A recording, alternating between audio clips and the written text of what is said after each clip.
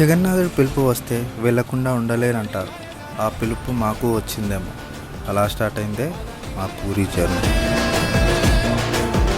నేను ఇంకా నా ఫ్రెండ్ వంశీ ఎక్కువ ఆలోచించకుండా బ్యాగ్స్ ప్యాక్ చేసి బస్ ఎక్కేసాం. జర్నీ స్టార్ట్ అయిపోయింది. బస్ జర్నీ మొత్తం ఎక్సైట్మెంట్తో గడిచిపోయింది గైస్. మూవీస్ చూస్తూ, ట్రిప్ గురించి మాట్లాడుకుంటూ, నెక్స్ట్ ఏం చేద్దామని ప్లాన్ వేస్తూ, వ్యూస్ ఎంజాయ్ చేస్తూ భువనేశ్వర్ అయితే రీచ్ అయిపోయాం. భువనేశ్వర్ రీచ్ అయ్యాక మేమైతే భువనేశ్వర్ బస్ స్టాండ్లో దిగాం. దెన్ అక్కడ నుంచి మేమైతే పూరికి అయితే స్టార్ట్ అయిపోయినాం. Finally guys we reach Puri and bikes already start అయిపోయాయి.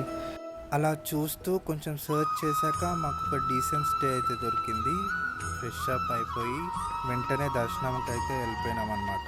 దూరం నుంచి ఆ గోపురం కనిపించిన మూమెంట్ నుంచి ఎక్సైట్మెంట్ ఇంకా పెరిగిపోయింది. ఆ స్ట్రీట్స్, ఆ క్రౌడ్, ఆ డివోషనల్ చాంట్స్, ప్రతి చోట జగన్నాథుడి ప్రెజెన్స్ ఫీల్ అవుతుంది.